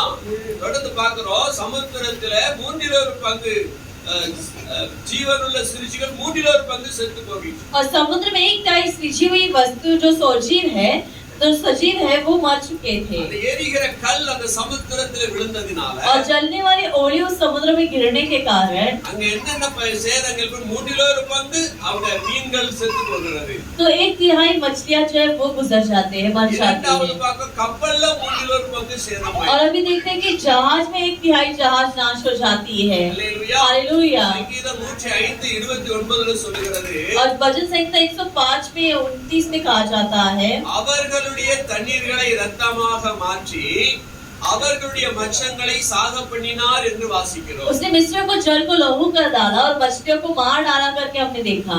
எகிப்தில் நடந்த சம்பவத்தை இங்கே சங்கீதக்காரன் வெளிப்படுத்துகிறார்। और मिस्र में होने वाली घटना को भजन संगीत वाले यहाँ प्रकट करते हैं, दोहराते हैं। ஏற்கனவே முன்னான காரியங்களை தேவன் சில காரியங்களை செய்திருக்கிறார்। और पहले ही परमेश्वर ने कुछ कार्य जो कर बैठे हैं। வானத்திலிருந்து அக்கினி விழப்பட்டிருக்கிறது, आकाश में से ओले गिराया गया है கல் மலைகள் பெய்யப்பட்டிருக்கிறது, और पत्थरों की बारिश हुई गई है। அநேக நேரங்களிலே பலவிதமான மலைகள் அதாவது பூமியில விழுந்து அநேக சேதத்தை ஏற்படுத்தி இருக்கிறதாக यात्रागमन நாம் பார்க்கிறோம்। और हम निर्गमन में देखते हैं कि बहुत सारी ऐसी घटनाएं घटकर बहुत सारी नाश भी हुई गई है। ஜனங்களை எவ்விதமாக அங்கே பாதித்தார், பார்வோன் அந்த அந்த எகிப்திய மனிதர்கள் எவ்விதமாய் பாதிக்கப்பட்டார்கள் என்பது நமக்கு நிறைய காரியங்கள் தெரியும். और हमें अच्छे से पता है कि फिरौन और उनके लोगों की इस प्रकार उन पर हानि हुई थी करके, அதெல்லாம் சாம்பிள் தான் காட்சிக்காரா. और वो सब केवल एक परमेश्वर उदाहरण बताए हैं. இனி வர போகிற நாட்களிலே लेकिन अभी आने वाले दिनों में தேவனுடைய கோபாக்கணையின் நாட்கள் பயங்கரமாய் இருக்கு. परमेश्वर का क्रोध का दिन बहुत ही भयंकर होगा. வாசிக்கலாம். யோசியா 4ஆம் அதிகாரம் 3வது வசனம் சொல்லுது, கடலின் மச்சங்கள் வாரிக்கொள்ளப்படும். होसिया के 4 अध्याय में 3 वचन कहता है कि मछलियां जो है वो नाश हो जाएगी. ஹalleluya. हालेलुया. கடலின் மச்சங்கள் வாரிக்கொள்ளப்படுமா? ஆமென். और समुद्र की मछलियां भी नाश हो जाएगी. அப்ப மக்கள் பாதிக்கப்பட இருக்கிறாங்க.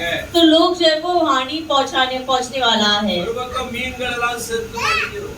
एक तरफ से सारी मछलियां जो है मर जाएंगे. நிறைய இடங்களிலே சில நேரத்துல மீன் செத்து கரை ஒதுங்குது. और बहुत सारे समय में मछलियां मरकर समुद्र के किनारे पर आ पहुंचती है. ஒரு நாள் நம்ம செய்திகள்ல பார்க்கும்போது சில இடங்கள்ல ஏராளமான திமிங்கல மீன்கள் செத்து கரை ஒதுங்குகிறது. और हर एक दिन खबर में हम देखते हैं कि किस प्रकार मछलियां मरकर वो इस किनारे की ओर आकर पहुंचती है. சில இடத்துல ஏராளமான டால்பின் மீன்கள் எல்லாம் கரை செத்து ஒதுங்கிடுச்சு. और कुछ जगह में डॉल्फिन मछलियां जो है वो भी मरकर समुद्र के किनारे आ पहुंचा ஆனா है. என்ன நடந்ததுன்னே தெரியல. लेकिन क्या हुआ करके नहीं पता. ஆராய்ச்சியாளர் ஆராய்ச்சி பண்ணிக்கிட்டு இருக்காங்க. ऐतिहासिक लोग, वैज्ञानिक लोग जो है उसकी खोज कर ही रहे हैं. திடீர்னு வானத்திலே பலவிதமான சத்தங்கள் ஏற்படுகிறது. और अचानक से आकाश में बहुत भयंकर आवाज होती है. கடல்ல சில அசம்பாவித சம்பவங்கள் நடக்கிறது. समुद्र में कुछ दुर्घटनाएं घटती है. பூமியிலும் ஒரு பக்கம் பயங்கர அழிவுகள் நடந்து கொண்டிருக்கு. और पृथ्वी में कई कबार नाश हो जाती है. ஒரு பக்கம் மழை இல்லாம கஷ்டப்படுறாங்க ஜனங்க. एक तरफ से लोग जो बिना बारिश के वो कष्ट सह रहे ஒரு हैं, பக்கம் மழை தண்ணினால ஜனங்கள் அழியறாங்க. और दूसरी तरफ लोग बहुत तायद बारिश होने के कारण नाश हो पा रहे हैं. हालेलुया. இதெல்லாம் கர்த்தருடைய கோபத்தின் காரியங்களாய் காணப்படுகிறது. और ये सभी जो है परमेश्वर का गुस्से का कार्य है. ஆமென். ஆமென். கர்த்தருடைய கோபம் பயங்கரமாக இருக்கிறது. और परमेश्वर का गुस्सा भयंकर है. கோபத்தின் வெளிப்பாடுகள் தான் இப்படி இதமாய் செயல்படுகிறது. और वो गुस्से का प्रकट इस प्रकार होती है. ஹalleluya சொல்லாமா? ஹalleluya. யாத்திராகம புத்தகம் 7ஆம் அதிகாரம் 20வது வசனம் 21வது வசனம் சொல்லுகிறது. யாத்திராகமம் 7:20-21. கர்த்தர் கட்டளையிட்டபடி மோசேயும் ஆரோனும் செய்தார்கள். பார்வோனுடைய கண்களுக்கு முன்பாகவும் அவன் ஊழியக்காரரின் கண்களுக்கு முன்பாகவும் கோலை ஓங்கி நதியில் உள்ள தண்ணீரை அடிக்க நதியில் உள்ள தண்ணீர் எல்லாம் இரத்தமாய் மாறி போயிற்று. சமுத்திரத்தின் மீன் வகைகளில் 1/3 செத்து தண்ணீரில் மிதந்து கொண்டிருந்ததின் விளைவாக கப்பல்களின் போக்குவரத்து பெரிதும் பாதிக்கப்படுகிறது. ஹalleluya. हालेलुया. இதெல்லாம் செத்து மிதந்துச்சு. और सारी मछलियां मरकर वो ऊपर तैरने लगे. கர்த்தர் கொடுக்கிற அந்த பயங்கரமான தண்டனையில और परमेश्वर की इस भयंकर दंड में பெரிய பெரிய மீன்கள் எல்லாம் செத்து மிதக்க ஆரம்பிச்சு. बड़ी बड़ी मछलियां अगर मरकर वो तैर रहे हैं, கப்பல் போக்குவரத்து तो பாதிக்கப்படுகிறது. जहाज का जाना और आना जो है उधर रोक टोक आती है. ஹalleluya. हालेलुया. அந்த போடப்படுகிற நிமித்தம் ஜலம் வெளியே கொந்தளித்து அதுல ஒரு கூட்டம் அதுல கொஞ்சம் ஜனங்கள் சாக இருப்பாங்க. और डालने के कारण समुद्र की लहरें बाहर आकर उसमें नाश होने वाले एक झुंड लोग हैं. மீன்கள் செத்து மடிகிறது. अभी मछलियां मर रहे हैं, இரண்டாம் கப்பல் சேதமடைகிறது. और दूसरा जहाज है उन पर हानि पहुंचती है. ஹalleluya. हालेलुया. சரி, இப்போ நம்ம வெளிப்படுத்தல் 8:10 வாசிக்கிறோம். प्रकाशित वाक्य के 8वां अध्याय में 10वां वचन हम पढ़ेंगे. மூன்றாம் தூதன் எக்காலம் ஊதினான். अभी तीसरा स्वर्गदूत जो है वो तुरी फूंकते हैं. அப்பொழுது ஒரு பெரிய நட்சத்திரம் தீவெட்டிய போல எரிந்து வானத்திலிருந்து விழுந்தது. அது ஆறுகளிலும் 1/3 மேலும் நீரூற்றுகளின் மேலும் விழுந்தது.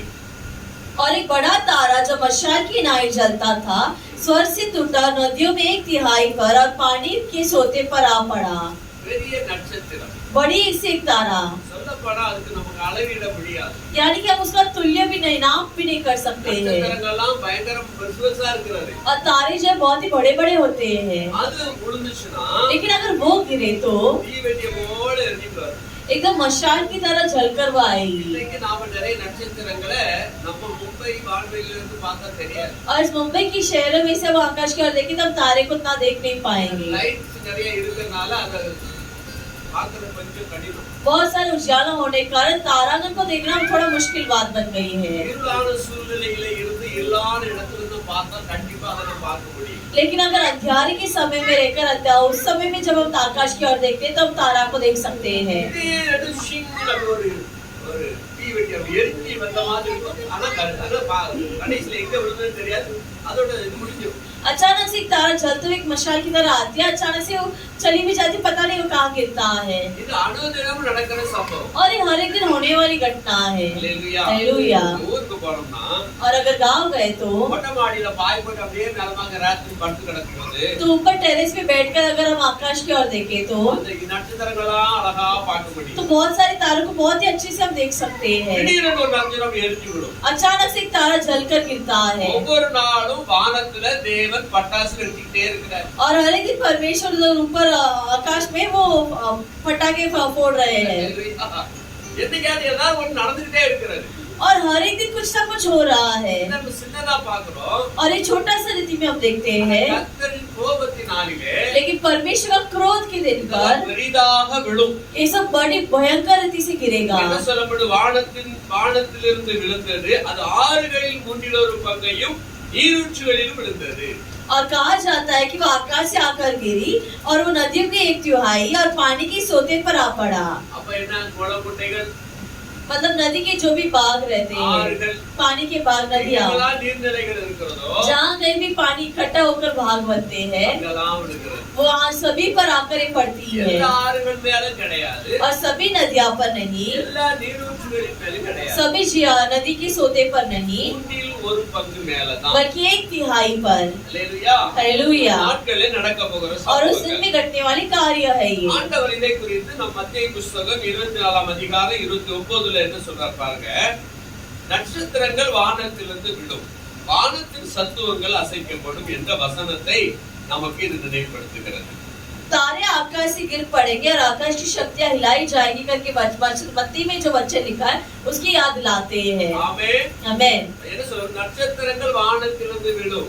और कहा जाता है कि तारे आकाश से गिर पड़ेगा வானத்தின் சத்துவங்கள் பிடிமான எங்க பிடிக்கப்பட்டதோ அது அங்க அசைக்கப்படும். और आकाश की शक्तियां जहाँ पकड़ कर रखे वो शक्तियां हिली जाएगी। ஆண்டவர் பழைய ஏற்பாட்டு புத்தகத்துல சொல்றாரு, और परमेश्वर पुराने नियम की पुस्तक पर कहते हैं வானத்தை ஒரு முறை அசைப்பேன், பூமி ஒரு முறை कि அசைப்பேன். आकाश को एक बार हिलाऊंगा, पृथ्वी को एक बार हिलाऊंगा। ஹalleluya. हालेलुया। எல்லாரும் ஒரு குலுக்கு குலுக்குவார். कई समय हिला देते हैं। ஆமென். आमेन। நம்ம வீட கொஞ்சம் அப்படியே சுத்தம் பண்றதுக்காக எல்லா பொருட்களும் அங்கேயுமா தூக்கி வச்சு ஒட்டரை அடிச்சு அதை அடிச்சு இதை அடிச்சு மறுபடியும் வீட்டை கொஞ்சம் சுத்தம் பண்ணி செட் பண்ணி வைக்கிறல்ல, அதே போல ஆண்டவருக்கு கொஞ்சம் கச்சரா நிறைய கூட்டிச்சுன்னா ஒரு குழு குளிக்கிறவர் கொடுத்து जैसे हम घर की सफाई करते हैं, एक दूसरे को इधर उधर हिला देते हैं सामान को, उसी प्रकार परमेश्वर कई कबार आकाश में हिला देते हैं। தேவையில்லாதான் கழிச்சு விட்டுருவாரு. जो भी अनचाही चीजें है उसे हिला देते हैं, அவர் தான் எல்லாம் படைச்சா. क्योंकि उन्होंने ही तो सब कुछ रचाया है। படைத்த சிருஷ்டி अनेक வருஷங்களா இருக்கிறாரு. और बनाई गई सृष्टि बहुत सालों तक है, வேண்டும் போதெல்லாம் அவர் பண்படுத்தி கொள்வார். और जब भी उन्हें चाहिए उन्हें वो सीधा कर देते हैं। ஆமென். आमेन। அவரிடத்துல ஏன் இப்படி செய்கிறதுன்னு யாராலையும் கேட்க முடியாது. उनके पास कोई पूछ नहीं सकते कि ऐसे क्यों कर रहे हो, எல்லாவற்றையும் படைத்தவர் அவரு, அவருக்கு எல்லா அதிகாரம் உண்டு, எல்லாமே அவர் கீழ்ப்பட்டிருக்கிறார். क्योंकि सबको रचने वाले वही है, उन्हें सब कुछ अधिकार है और उनके सामने सब कुछ पालेंगे भी। யோபு 9:9 சொல்லுகிறது,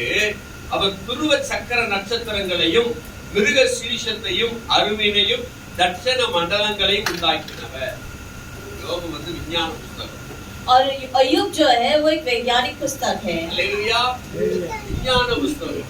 और एक वैज्ञानिक पुस्तक है। அவர் அந்த காரியங்களை சொல்றாரு. துருவ சக்கர நட்சத்திரங்களையும் மிருக சீரிஷத்தையும் அருமீனையும் தட்சண மண்டலங்களை உண்டாக்கினவர். இத நீங்க அருமீன தட்சண மண்டலம் இதெல்லாம் நமக்கு என்ன புரியும்?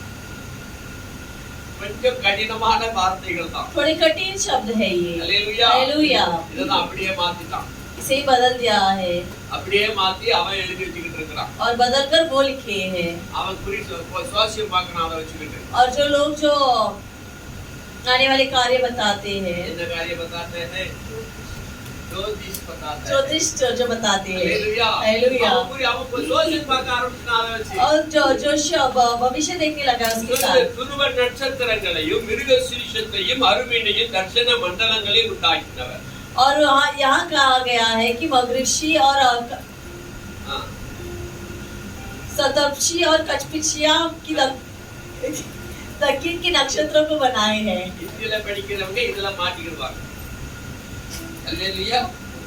தமிழ்கார பிள்ளைங்க இதை மாட்டிக்கிறாங்க. அது இந்தியில படிக்கிறவங்க தான் கரெக்டா படிக்கிறாங்க. தமிழ்கார பிள்ளைங்க இந்த இடத்துல வரும்போது கொஞ்சம் சிக்கு. ஆமென். அதனால ஹிந்தி டிரான்ஸ்லேஷன் பண்ணக்கூடியவங்க என்ன பண்ணணும்னா ஹிந்தி பைபிள நல்லா வாசிக்கணும். ஆமென். ஆமென். சரி. 147 சங்கீதம் और भजन संगीता 147 4ஆம் வசனம் சொல்லுது, चौथा वचन पर हम ध्यान அவர் देंगे। நட்சத்திரங்களின் இலக்கத்தை எண்ணி அவைகளுக்கெல்லாம் பெயரிட்டு அழைக்கிறார். और उन तारों का गिनती कर और उनमें से एक एक को नाम रखता है। ஆமென். நமக்கு தெரியாது. हमें नहीं पता। நமக்கு என்ன தெரியும்? விடி வெள்ளி நட்சத்திரம். और हमें केवल पता है कि तारे हैं।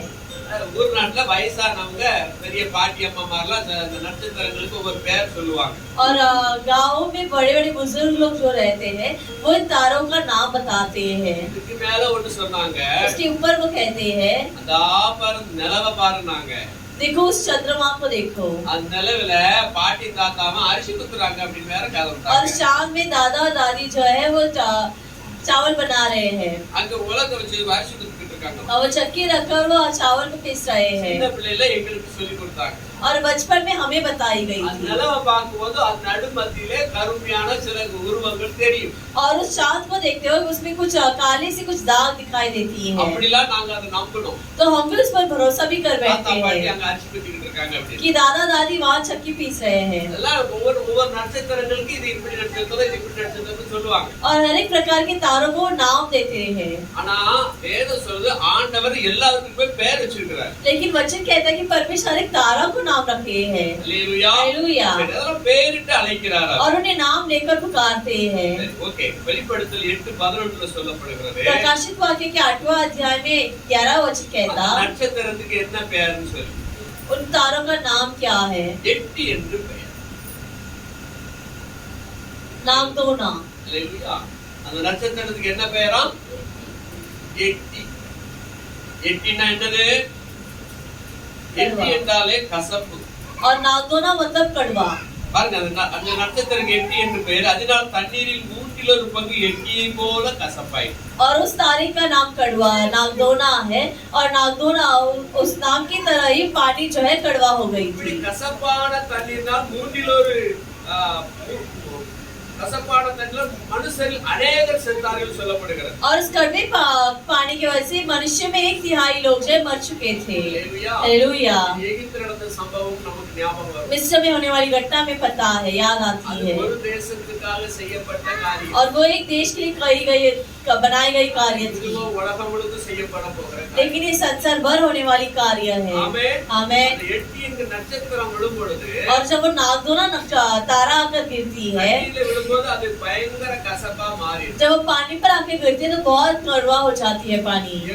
எங்க ஊர் பகுதி சமுத்திரத்திலிருந்து 20-30 கிலோமீட்டருக்கு தூரமா இருக்கிறது. और हमारा गांव जो है समुद्र से 20-30 किलोमीटर दूर है। நான் சின்ன பையனா இருக்கும்போது எங்க ஊருக்குள்ள உள்ள தண்ணி அடிப்பம்பு மூலமா தண்ணி பிடிக்கும். நல்லா அருமையா இருக்கும், பிடிக்கும், நல்லா இருக்கும். और जब हम छोटे लड़के थे तो बोरवेल के द्वारा पानी भरते थे और बहुत ही अच्छा स्वादिष्ट पानी था। ஆனா இப்போ அடிப்பம்பே கிடையாது. लेकिन अभी वो पंप हुआ ही नहीं है எல்லாம் தூர்ந்து போயிடுச்சு. और सब कुछ सूख गया है அந்த தண்ணி துவர்ப்பா மாறிடுச்சு. और वो पानी जब कड़वा हो गई है கடுவா இல்ல, பிடிக்க முடியாத சவகடிச்ச தண்ணியா இருக்கு. और वो पीने के लायक नहीं, बहुत ही नमकीन पानी भी कह सकते அந்த हैं। தண்ணீரை குடிக்க முடியல. उस पानी को पी नहीं सकते। அதனால எல்லா ஊர்களிலுமே அங்க பக்கத்துல ஓடுற ஆறு தண்ணியை அவங்க சப்ளை பண்றாங்க. और अभी हर एक गांव में बाजू में बहने वाली नदी के पानी वो दे रहे हैं। தாமிரபரணி ஆறுல இருந்து எங்களுக்கு தண்ணி வருது. ताम्रबरणी नदी के द्वारा हमें पानी मिलती அங்க है। இருந்து நடு ஆத்துல பெரிய குளம் மாதிரி கிணறு தோண்டி அங்க அது மூலமா ஊருக்கு தண்ணீரை அவங்க சுத்திகரிச்சு பம்ப் பண்ணி ஒவ்வொரு கிராமங்களுக்கு அனுப்புறாங்க. वहाँ कुआं बनाकर वहाँ से फिर शुद्ध करके वो पानी हर एक गाँव में दी जाती அது है டெய்லி வராது. और वो हर रोज नहीं आती, வாரத்துல ஒரு நாள் 2 நாள் வரும். हफ्ते में 1 या 2 बार। இதை தண்ணி கரெக்டா பயன்படுத்திக்கிட்டு और इसका सही इस्तेमाल करके வியாபாரிகள் कुछ व्यापारी जो है சின்ன தண்ணீர் டாங்கிட்டு லாரிகளை உண்டு பண்ணி அது மூலமா ஒரு கேன் ஒரு குடம் தண்ணி பிடிச்சீங்கன்னா 10 ரூபாய். छोटे छोटे पानी का टंकी बनाकर उसमें से पानी भरे तो एक कैन के लिए 10 रुपए करके அவங்க बेचते இருக்க हैं। போய் தான் நாங்களாம் ஊருக்கு போனா குடிக்க தண்ணி கிடைக்கும். और उन्हीं के कारण अगर हम गाँव जाए तो हमें पानी मिलती है। சமுத்திரம் எங்கே இருக்கிறது? फिर समुद्र तो किधर है? நிலத்தடி நீர் கிணத்து நீர் எல்லாமே உப்பு தண்ணீரா மாறி अभी जमीन का सब पानी जो है वो नमकीन हो चुका है। இப்பவே இப்படி இந்த சூழ்நிலை இருக்குது और अगर अभी ऐसा स्थिति है நல்ல நேரம் நட்சத்திரம் விழுந்தா என்ன ஆகும் तभी तारागण के लिए तो क्या होगा எல்லா தண்ணியும் டோட்டலா கட்டுது सब पानी पूर्ण रीति से नाश हो जाएगा हालेलुया உலகத்துல ஒரே ஒரு கடல் தண்ணீர் மட்டும் சுத்த தண்ணீரா இருக்கு संसार में एक ही पानी जो एकदम शुद्ध पानी है நன்னீர் ஏரி அந்த नन्नीर नाम उसका नाम है சொன்னா திபேரியா கடல் கலிலேயா கடல் அல்ல और अगर वो कहा जाए तिबेरिया का समुद्र या गलील की समुद्र தண்ணி சுத்த தண்ணி और ये पानी जो शुद्ध पानी है எல்லா தண்ணி உப்பு தண்ணி बाकी सभी पानी जो है नमकीन पानी है தண்ணி மேல அல்லது இந்த ஆறுகள் மேல எல்லாம் அந்த எட்டி விழுந்துச்சுன்னா और अगर எல்லா इस தண்ணியுமே கசக்கும் नमकीन पानी पर आकर ओला गिरे तो वो सारे जो है कड़वे हो जाएंगे இதுக்கு என்ன பண்ண போறாங்க तो पीने के लिए लोग क्या करेंगे தேவ பிள்ளைகளாகி நீங்க பயப்படாதீங்க परमेश्वर के लोग तुम्हें नहीं डरना है அதுக்கு முன்னால நீங்க ஆண்டுடைய சமூகத்துக்கு போயிருவீங்க क्योंकि उसके पहले ही तो परमेश्वर की उपस्थिति में चल जाओगे ஆமென் आमेन हालेलुया அதனால ஆரம்பத்திலே சொன்னேன் इसी मैंने आरंभ में ही कहा था விசுவாச வாழ்க்கை कि तुम्हारे विश्वास की दौड़ கிறிஸ்துவோடு கூட வேகமா ஓடி मसीह के साथ जल्दी से दौड़ना है உலகம் பாவம் நம்மளை துரத்துது संसार की पाप हमारे पीछे आती है பாவம் நம்மளை துரத்திட்டு पीछे पाप हमारे पीछे भाग गई है பாவத்தை விட்டு ஓடு और से पाप को छोड़कर भाग அசித்தமானதை விட்டு ஓடு अशुद्धता को छोड़कर भाग தேவ சமூகத்தை நோக்கி ஓடு परमेश्वर की परिस्थिति की ओर भाग பரிசுத்தம் இன்னும் பரிசுத்தம் அடையும் पवित्र लोग और पवित्र बनने के लिए आमेन हालेलुया தேவ சமூகத்தை நெருங்குவதற்கு நீங்க பிரயாசப்படணும் और परमेश्वर के करीब आने के लिए कोशिश करो எழுந்திருக்கலாமா हम खड़े हो जाएंगे हालेलुया हम सभी लोग खड़े हो जाएंगे ஆமென் கேட்ட வசனத்துக்காக கர்த்தர் நன்றி சொல்லுவோம் सुने गए वचन के लिए परमेश्वर को हम धन्यवाद देंगे